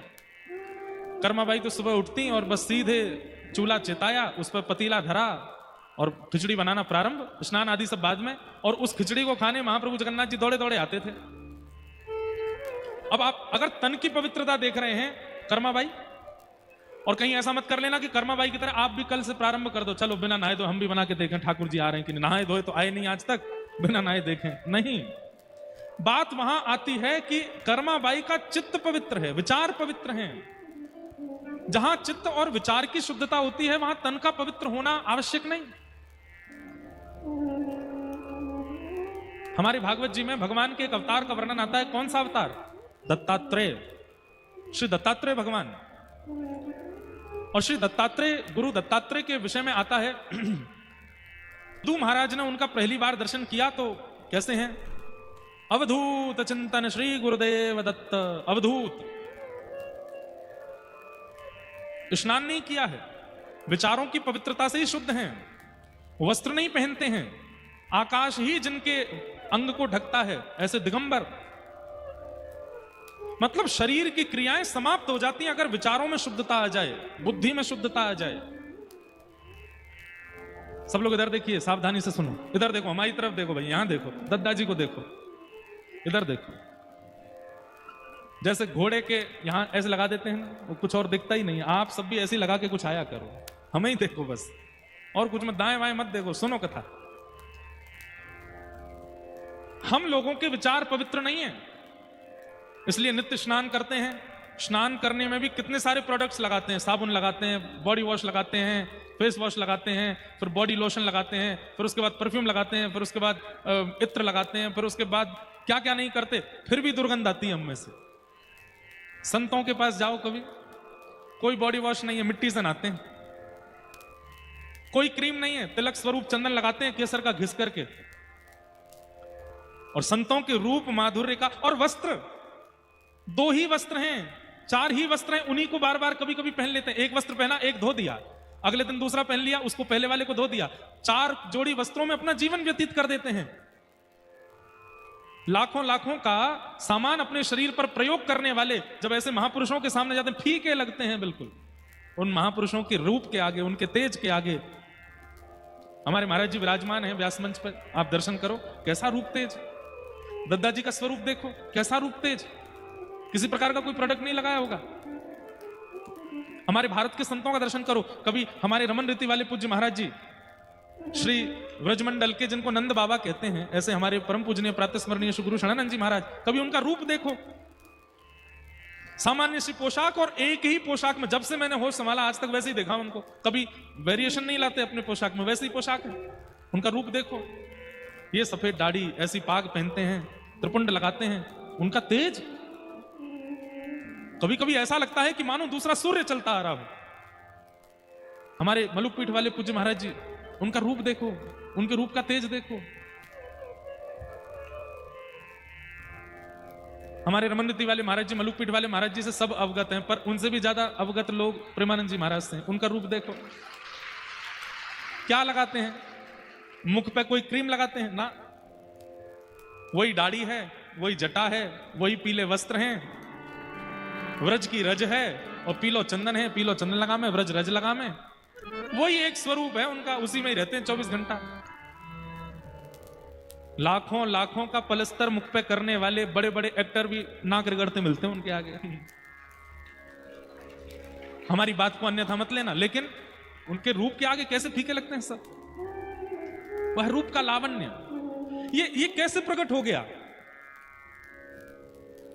क्योंकि तन की पवित्रता बाद का विषय है, चित्त, स्वभाव और हृदय की पवित्रता है। इसलिए संसार के किसी भी प्रकार के पदार्थ की आवश्यकता नहीं है सुगंधित करने के लिए, आकर्षित करने के लिए, प्रभावशाली बनने के लिए। हम लोग केवल विचार और चित्तों को ही पवित्र नहीं कर रहे हैं, बाकी सबकी स्वच्छता, 3-3 बार नहाओ, ये वाला प्रोडक्ट लगाओ, ये वाली ये चीज लगाओ, बालों में ये लगाओ, आंख पे ये लगाओ, नाक पे ये लगाओ, होठ पे ये लगाओ। अरे महाराज, जितने शरीर में अंग हैं उतने ही क्रीम हैं, वो लगाओ, फिर भी तेज फीका ही रह जाता है। कई बार दिन में जिसको देखा था, रात में उसको देख लिया नहाने के बाद, तो पहचान में नहीं आता ये वही है। सुबह कुछ और था, शाम को कुछ और है। हमें ऐसा लगता है। अब ये तो देखो प्रसिद्ध संतों की बात है, हम आपको सत्य बता रहे हैं। ऐसे ऐसे महापुरुष जिनको कोई नहीं जानता, उनका दर्शन किया, उनके हाथ स्पर्श किए तो ऐसा लगा 4 महीने का बालक होता है ना, 5-6 महीने का बालक, कितना कोमल होता है। उसका हाथ देखो, उसके गाल देखो, उसका ऐसे हाथ पकड़ो, ऐसा लगेगा रुई पकड़ रहे हैं क्या। क्यों? शुद्ध है। 4-5 महीने का बालक शुद्ध है। मदाल सा कहती है, शुद्धोसी मुक्तोसी निरंजनोसी संसार मायाम परिवर्जितोसी। वो बालक शुद्ध है, वो बालक मुक्त है। जन्म लेते ही उसको ये इच्छा नहीं है कि मेरा सम्मान करो, उसको इस बात से फर्क नहीं पड़ता कि मेरे पिताजी धनवान हैं कि गरीब हैं, उसको इस बात से फर्क नहीं पड़ता कि मुझे गोद में लेने वाला व्यक्ति मुझे प्रेम कर रहा है कि मुझे दुत्कार रहा है। वो सबके प्रति एक रस रहता है, शुद्ध है, मुक्त है। और पयोवृत्ति होता है बालक। कौन होता है? पयोवृत्ति। पयोवृत्ति मतलब जो दूध पी करके रहे उसको पयोवृत्ति कहते हैं। पयोवृत्ति व्रत में रहता है बालक। कितने दिनों तक अन्नप्राशन जब तक नहीं होता, 1-1.5 साल में होता है शायद अन्नप्राशन, 9 महीना में, कितने दिन में होता पता नहीं, कितने 7 महीने में, 6 महीने में अन्नप्राशन हो जाता है। फ्री नीचे दिख रही लिंक में हमारे साथ जुड़ जाओ। पहले 1 वीक हमारा 6 महीना बाद ही जैसे ही बालक की मशीन चालू होती है, 1 साल 1.5 साल का होते होते फिर उसके भी कहीं ना कहीं किसी ना किसी भाव से दुर्गंध की प्राप्ति होनी प्रारंभ हो जाती है। और धीरे धीरे फिर उसकी त्वचा की कोमलता धूमिल होने लगती है। फिर धीरे धीरे उसका रूप, जिसको देख के सबको लाड़ आता था, छोटे बालक को देख करके अत्यंत कठोर व्यक्ति भी, वो भी कैसा, अरे अरे आओ आओ गोदी में आओ, मेरे पास आओ, सब उसको गोद में लेना चाहते हैं। अत्यंत नीरस व्यक्ति जिसके मुख पे कभी प्रसन्नता ही नहीं होती, छोटे बालक को गोद में लेकर के वह भी प्रेम दिखा देता है। अरे वो बालक कैसा है? शुद्ध है, मुक्त है, निरंजन है, उसके अंदर कोई विकार नहीं है, इसलिए सबको आकर्षित करता है। ऐसा ही व्यक्ति जब अपनी आयु में हो जाए, 28 वर्ष में हो जाए, 35 वर्ष में हो जाए, 40 वर्ष में हो जाए, शुद्ध हो जाए, मुक्त हो जाए, निरंजन हो जाए, जैसे हमारे भारत के संत हैं, जैसे हमारे भारत के महापुरुष हैं, हमारे वृंदावन के महाराज जी हैं, वो आकर्षक हो जाते हैं। व्यक्ति ना चाहते हुए भी स्वाभाविक खिंचा चला जाता उनकी ओर। हमारे वृंदावन में एक बहुत बड़ा डाकू रहता था, उसका नाम था नरवाहन। क्या नाम था? नरवाहन। हितरवंश महाप्रभु ऐसे श्री, तो हम क्या निवेदन करें? कर्माबाई, तो कर्माबाई शरीर से इतनी पवित्रता का ध्यान नहीं रखती थी, पर मन से वचन से बड़ी पवित्र। तो एक बार किसी संत ने कर्माबाई को टोक दिया, कर्मा रोज जगन्नाथ जी आते हैं तुम्हारे पास? बोले हाँ रोज आते हैं। कैसे आते हैं? भैया बात मत करो मंच पे बैठ के थोड़ी।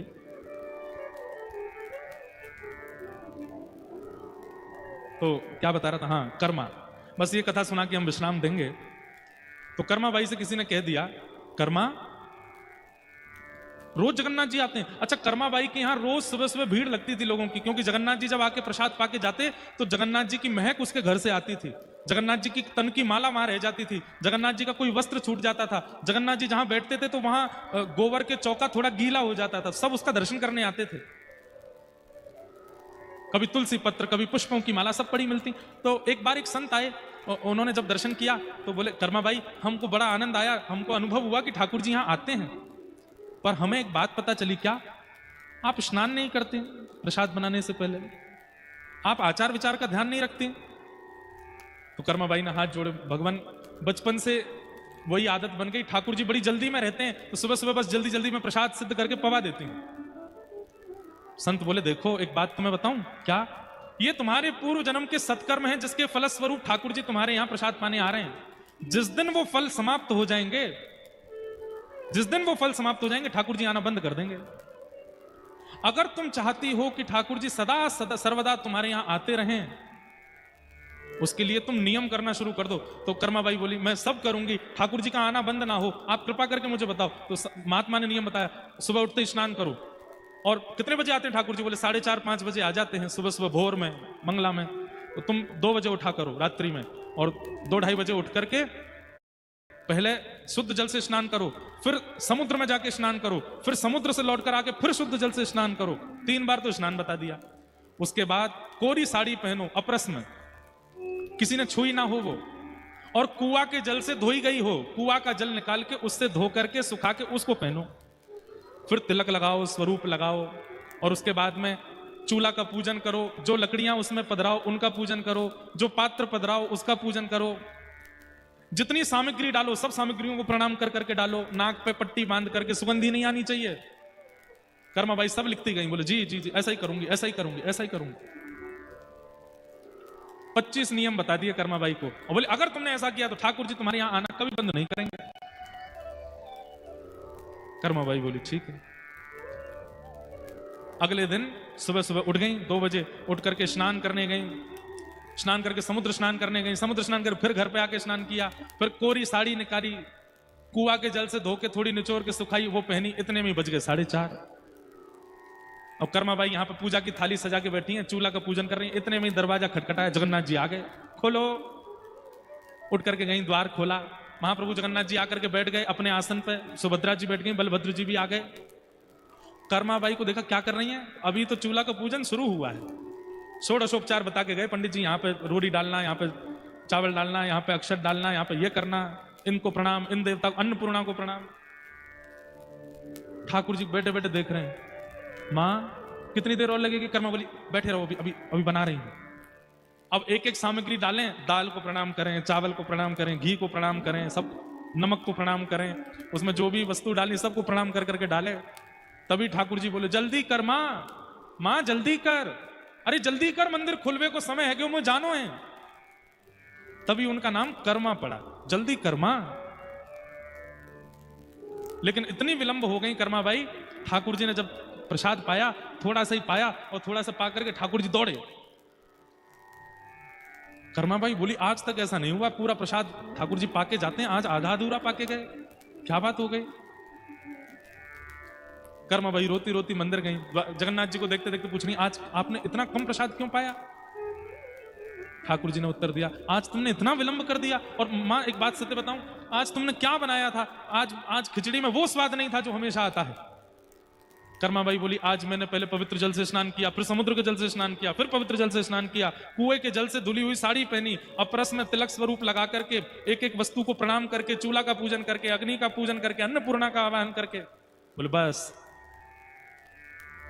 इन सबको तो खिचड़ी में डाला, पर हमेशा जो प्रेम पिरोती थी कर्मा वो नहीं डाला, इसलिए स्वाद नहीं आया। कर्माबाई बोली बिना नहाए धोए तो आपकी पूजा भी नहीं होती, बिना नहाए धोए तो आपकी सेवा भी नहीं होती, बिना नहाए धोए तो आपका कोई आराधन भी नहीं होता। आपके शास्त्र कहते हैं कि स्नान करना चाहिए, शुद्ध अवस्था, पवित्र अवस्था। ठाकुर जी बोले जिनके विचार पवित्र नहीं है, जिनकी बुद्धि पवित्र नहीं है, जिनके चित्त में सीधापन नहीं है, भोले नहीं है हृदय से, उनको स्नान की आवश्यकता है, उनको नियम की आवश्यकता है, उनको अपरस की आवश्यकता है। पर कर्मा तू हृदय की इतनी भोली है, तू विचारों से इतनी समझदार है, तू हृदय की इतनी ज्यादा पवित्र है कि तेरे स्नान से हमको कोई औपचारिकता नहीं चाहिए, तू तो बस बनाया कर, हम आएंगे पावे। कर्माबाई ने अगले दिन फिर से बिना नहाए धोए जैसे बनाती बनाई, जैसे ही बनाई ठाकुर जी फिर दौड़ करके आए, आकर के प्रेम से पाया। तन की पवित्रता नहीं, मन की पवित्रता, हृदय की पवित्रता, विचारों की पवित्रता,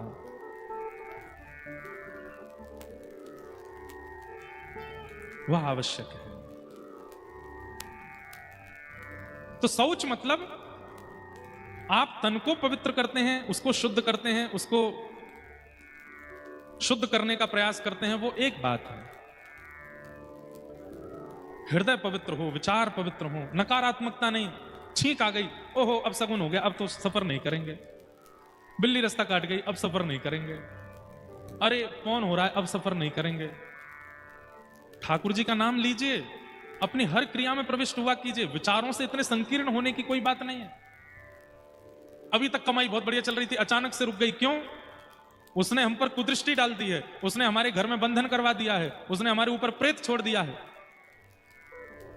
भैया देखो, ऐसा नहीं कह रहे कि हम भूत प्रेत नहीं होते, होते हैं, पर घर में व्यक्ति तभी रहता है जब उसको आप स्थान दे दोगे। अगर भूत प्रेत छोड़ने का काम होता ना, सबसे ज्यादा हम वक्ताओं के ऊपर ही छोड़े गए होते। व्यास जी पे लग जाओ, बड़ी कथा कर रहे हैं आजकल, यूं कर रहे हैं, लाओ इन पे ही भूत छोड़ दो एक। भाई जब आप हृदय से पवित्र होगे, विचारों से पवित्र होगे, और इतना अवकाश आपके शरीर में नहीं होगा कि कहीं भी भूत आ सके, तो कैसे कोई प्रेत आ जाएगा? सब जगह ठाकुर जी बैठा रखे हैं। तन में श्री कृष्ण, मन में श्री कृष्ण, नेत्रों में कृष्ण, कानों में कृष्ण, बुद्धि में कृष्ण, नासिका में कृष्ण, जिह्वा में कृष्ण, हाथों में कृष्ण, उदर में कृष्ण, सब जगह जब कृष्ण ही बैठे हैं तो वहां भूत कैसे चला जाएगा?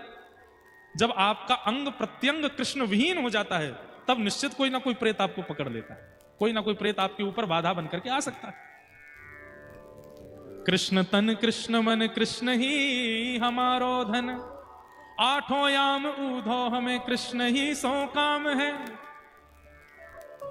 चलत कृष्ण, दिखत कृष्ण, बोलत कृष्ण, नृतत कृष्ण, सब कृष्ण। अब व्यक्ति कानों से कृष्ण सुनता है, आंखों से कृष्ण को देखता है, नासिका से उन्हीं की सुगंधी लेता है, जिह्वा से उनका प्रसाद लेता है, हाथों से करताल बजाता है, पैरों से कीर्तन में नृत्य करता है, किसी भी इंद्रिय से अवकाश दिया ही नहीं है, तो फिर भूत कैसे आ जाएगा? घर में कमरा खाली है तो उसमें कोई भी आकर के रह सकता है, पर सारे कमरों में लोग बैठे तो फिर कोई कैसे आ जाएगा?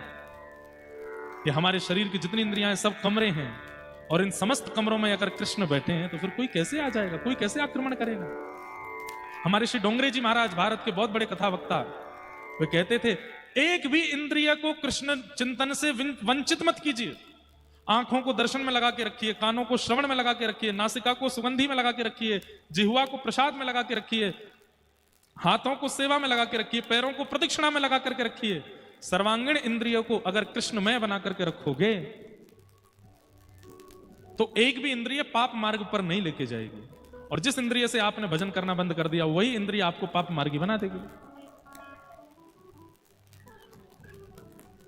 शौच यानी कि पवित्रता, विचारों की पवित्रता, बुद्धि की पवित्रता, संबंधों की पवित्रता, पवित्रता, शौच। और उसके बाद कहा इंद्रिय निग्रह। इंद्रिय निग्रह, बंधुओं एक नियम तो बना लीजिए, अगर आप हमारी बात माने तो कटनी की कल इस कथा के विश्राम के पश्चात एक नियम तो कथा का धारण कर लीजिए। क्या? कम से कम भोग जो भी आप पाते हैं दिन भर, जो भी खाते हैं, मुख के अंदर लेके जाते हैं, वो ठाकुर जी को निवेदित करके पाइए। बिना ठाकुर जी को निवेदित करे कुछ मत पाइए, और वही पाइए जो ठाकुर जी को निवेदित हो सकता है। जो निवेदन नहीं किया जा सकता उसका उपभोग मत कीजिए। भगवान गीता में कहते हैं भुंग्यते ते त्वघम पापात ये पचंत्यात्म कारणम। आपने गंगा स्नान किया, आपने तीर्थ यात्रा की, आपने यज्ञ किया, अनुष्ठान किया, उससे जो आपको पुण्य प्राप्त हुआ, और आपने एक समय का भोजन बिना ठाकुर जी को निवेदित करे अगर पा लिया, तो आपके द्वारा किए गए जो पुण्य थे वो नष्ट हो जाएंगे। बिना ठाकुर जी को निवेदित किए पाना कितना बड़ा पाप है। और एक बात बोल दें, अब फंस गए आप लोग। अगर ये बात आपने नहीं सुनी होती और बिना निवेदित किए आप पा रहे होते तो कोई दिक्कत नहीं थी, पर अब सुन ली और अब भी निवेदित करके नहीं पाया तो पाप जरूर लगेगा। इसलिए ठाकुर जी को निवेदित करके पाओ, और वही पाइए जो ठाकुर जी को निवेदित हो सकता है। जो ठाकुर जी को प्रस्तुत नहीं हो सकता उसको मत पाइए। बहुत इच्छा होती है ये पावे, ये पावे, ऐसा पावे, घर में अब सिद्ध कीजिए, ठाकुर जी को भोग लगाओ, उसको पाओ। इंद्रिय निग्रह, इंद्रिय निग्रह में पहली बात वही पाइए जो ठाकुर जी को निवेदित हो सकता है। इंद्रिय निग्रह में दूसरी बात वही पहनिए जिससे आप ठाकुर जी के हो ऐसा पता चले। वैसे ही रहिए, वैसी ही दिनचर्या, वैसी ही बातें बोलिए कि आप ठाकुर जी के संबंध के हो। आपकी वाणी से, आपकी चाल ढाल से, आपके पहनाव ओढ़ाव से ही पता चले। जैसे धनवान व्यक्ति का चाल चलन ही बता देता है धनवान है। इतनी सारी अंगूठियां पहन रखी हैं, गले में खूब मोटी जंजीर पहन रखी है, कानन में खूब बढ़िया सुंदर कुंडल पहन रखे हैं। निवेदित हो जाता है कि ये धनवान है। विद्वान की गतिविधि विद्वत्ता का वर्णन कर देती है। जय। आज बड़ी कृपा है, हमारे मध्य प्रदेश के उप मुख्यमंत्री जी पधारे हैं। कथा के प्रारंभ में श्री मुख्यमंत्री जी का आगमन हुआ और विश्राम में उप मुख्यमंत्री जी का आगमन हुआ है।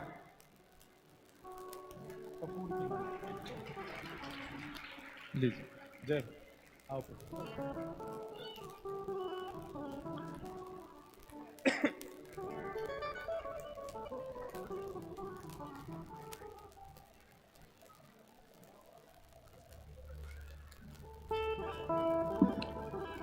तो हम निवेदन कर रहे थे कि आपकी प्रत्येक गतिविधि आपका पहचान करा देती है। जैसे विद्वान व्यक्ति की पहचान भी उसकी गति से हो जाती है। चाल चलन ही ऐसा होता है कि उससे पता चल जाता है कि ये विद्वान है।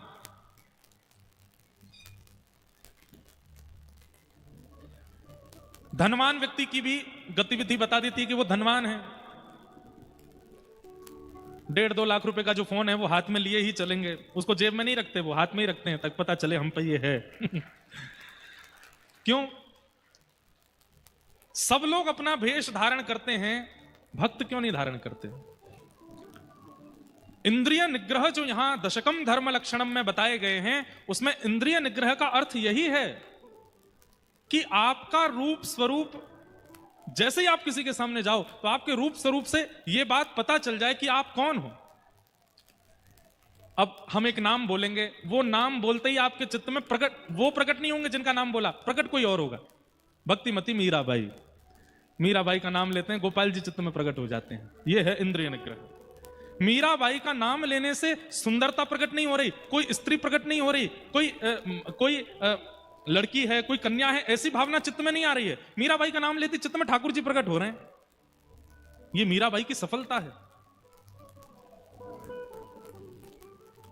जिसका स्मरण करके, जिसका नाम बोल करके, या जिसका सामने आते ही आपके चित्त में क्या प्रकट होता है, वो उस व्यक्ति की पहचान कराता है।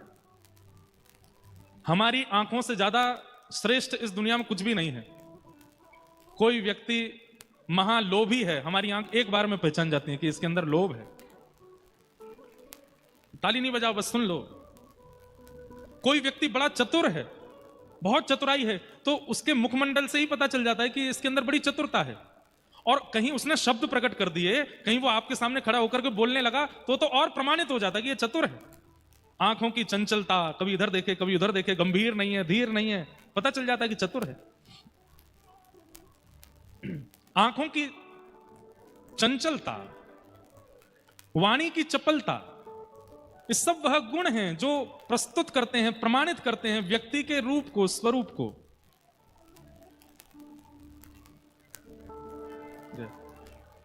श्री राधा रमण लाल की जय।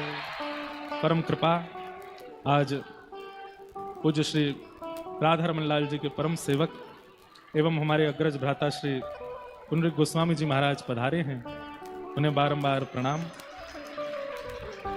जय जय राधा रमण हरि बोल, जय जय राधा रमण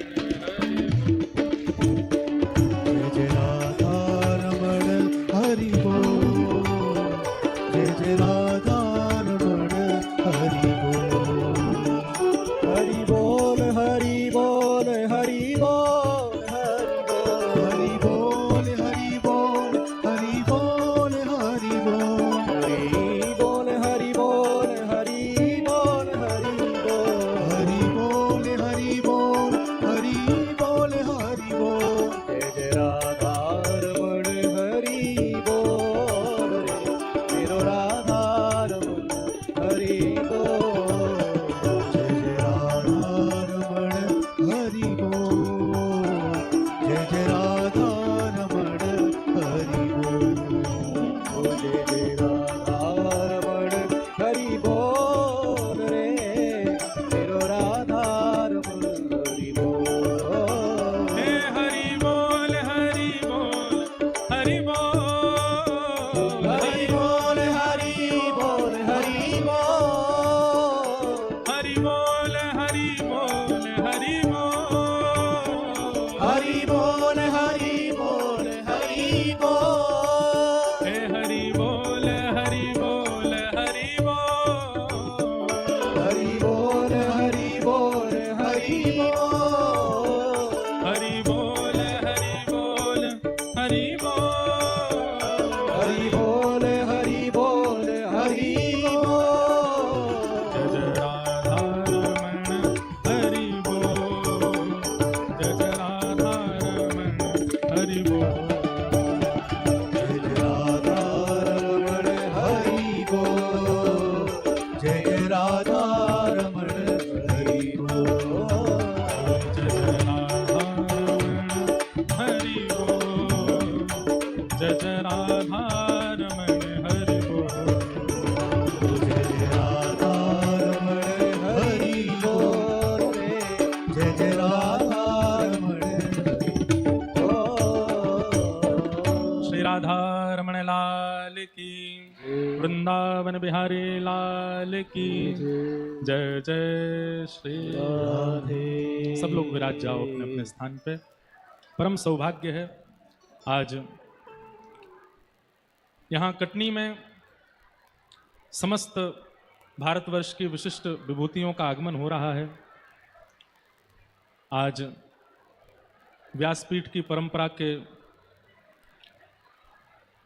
उत्ताल उर्मियों के रसमय संवाहक परम पूजनीय एवं हमारे अग्रज भ्राता स्वरूप श्री राधा रमण लाल जी के परम चरण सेवक श्री पुंडरीक गोस्वामी जी महाराज और साथ में ही हमारी भाभी माँ श्रीमती रेणुका गोस्वामी जी भी पधारी हैं। आप दोनों को बारंबार वंदन, बारंबार प्रणाम।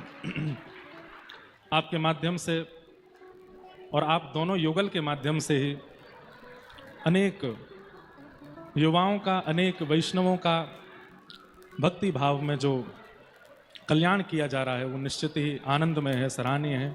श्री राधा रमण लाल जी खूब कृपा बनाए रखें। ऐसे ही आप दोनों युगल बन के सबको युगल के चरणार बिंदों तक पहुंचाते रहें, ऐसी हमारी प्रार्थना।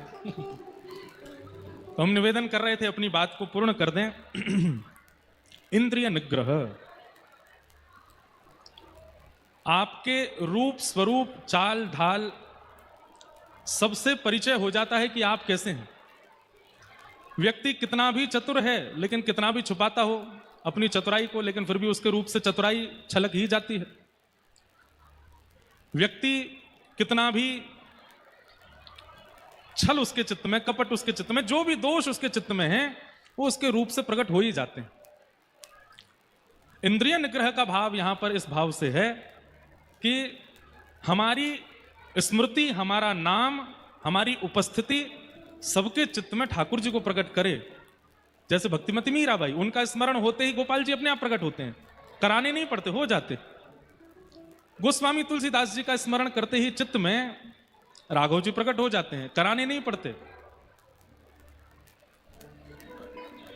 किसी के रूप, स्वरूप, भाव, शब्दावली के चिंतन मात्र से चित्त में ठाकुर जी प्रकट होते हैं।